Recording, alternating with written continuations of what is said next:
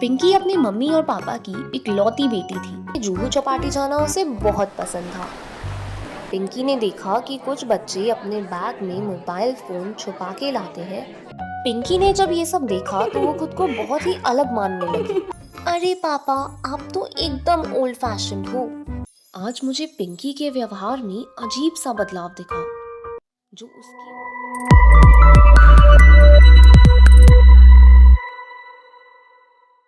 मुंबई, वहां पे रहते थे पिंकी और उसका परिवार।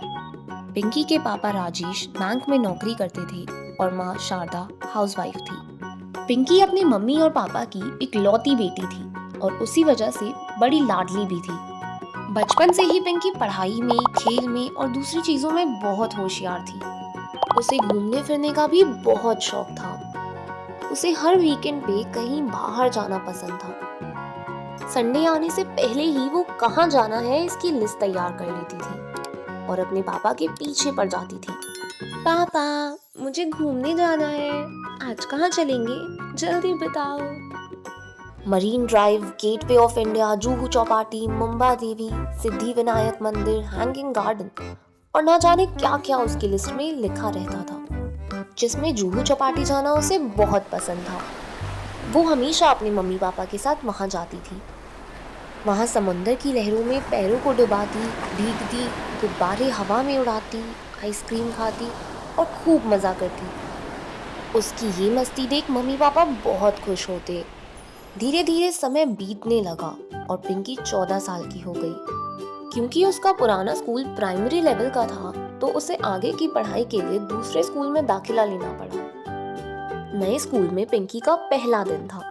चुलबुली होने की वजह से पिंकी ने पहले ही दिन दोस्त बना लिए। अब वो हर रोज खुश होके अपने नए स्कूल जाती, पर यहाँ का माहौल अलग था।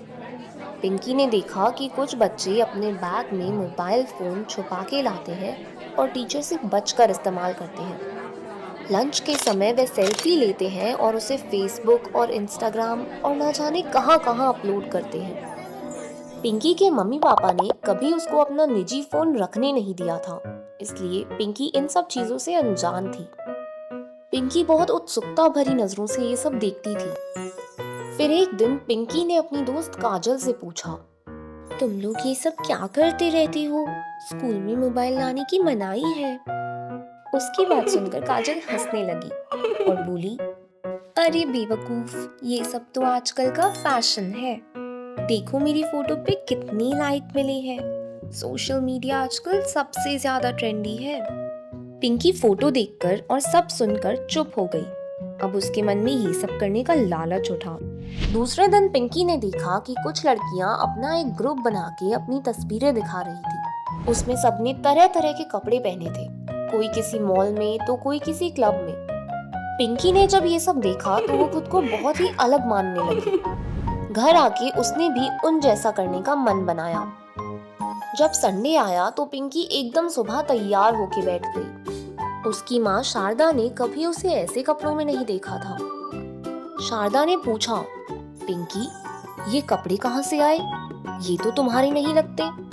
पूछने पे उसने बताया कि उसने ये कपड़े अपनी दोस्त काजल से लिए हैं। शारदा को उसकी ये बात पसंद नहीं आई और वो बोली, पिंकी, तुमने बिना मुझसे पूछे ऐसा क्यों किया? किसी के भी कपड़े पहनने की जरूरत नहीं है और आगे से ऐसा ना करने की सलाह दी। तभी पापा राजेश कमरे में आए और पूछा, आज मेरी परी कहाँ घूमने जाएगी? तो पिंकी तुरंत बोल पड़ी, पापा, आज हम किसी क्लब में चलते हैं। पापा ने हैरानी से पूछा, बेटा, हम तो आज हैंगिंगटन गार्डन जाने वाले थे ना, और दूसरा मैं किसी क्लब के बारे में जानता भी नहीं। तो पिंकी बोली, अरे पापा, आप तो एकदम ओल्ड फैशन्ड हो। अच्छा चलो, मुझे मॉल ही ले चलो। वहाँ हम गेम्स खेलेंगे, कॉफी पियेंगे और खूब सारी सेल्फी लेंगे। पिंकी का बदला हुआ व्यवहार देखकर शारदा और राजेश हैरान थे। फिर भी उसकी खुशी के लिए वो उसको मॉल ले गए। वहाँ पिंकी मस्ती करने की जगह हर नई चीज को छूकर उसके साथ सेल्फी लेती। कोल्ड कॉफी, गेम्स, शॉपिंग और पूरे दिन की ढेर सारी सेल्फी के बाद जब वे शाम को घर पहुंचे तो सब बहुत थक चुके थे। पिंकी भी घर आते ही सोने चली गई।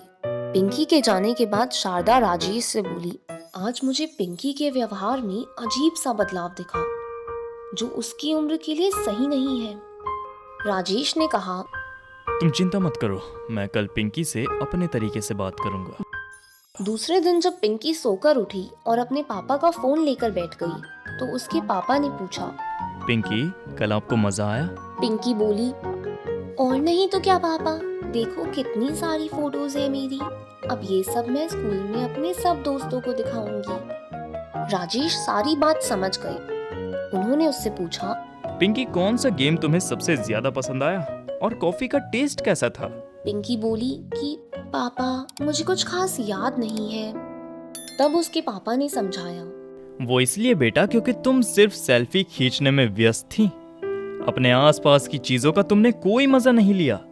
तुम सिर्फ सेल्फी खींचकर लोगों को दिखाने के लिए जो करोगी, वो अपने आप के साथ किए धोखे जैसा होगा। क्योंकि जब तुम जुहू बीच पे जाती थी, तब कितना हंसती, दौड़ती, मुंबई देवी जाके दर्शन करती, प्रसाद खाती, ताज होटल के बाहर कबूतरों को दाना खिलाती।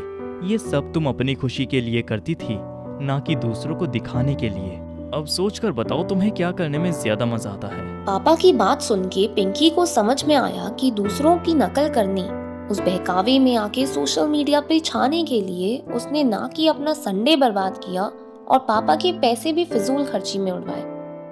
उसने तुरंत अपने पापा से माफी मांगी और बोली, मैं ऐसी गलती दोबारा कभी नहीं करूंगी, मैं प्रॉमिस करती हूँ। ये सुनकर पापा ने उसे गले लगा लिया। बच्चों, हमने पिंकी की कहानी से क्या सीखा? हमें आजकल चल रहे सोशल मीडिया के पीछे इतना नहीं भागना चाहिए कि वो हमारा ही नुकसान कर दे। इंटरनेट और सोशल मीडिया हमारी सुविधा के लिए है, ना कि हमें बिगाड़ने के लिए। और ना ही हमें किसी के बहकावे में आके उनकी नकल करनी चाहिए।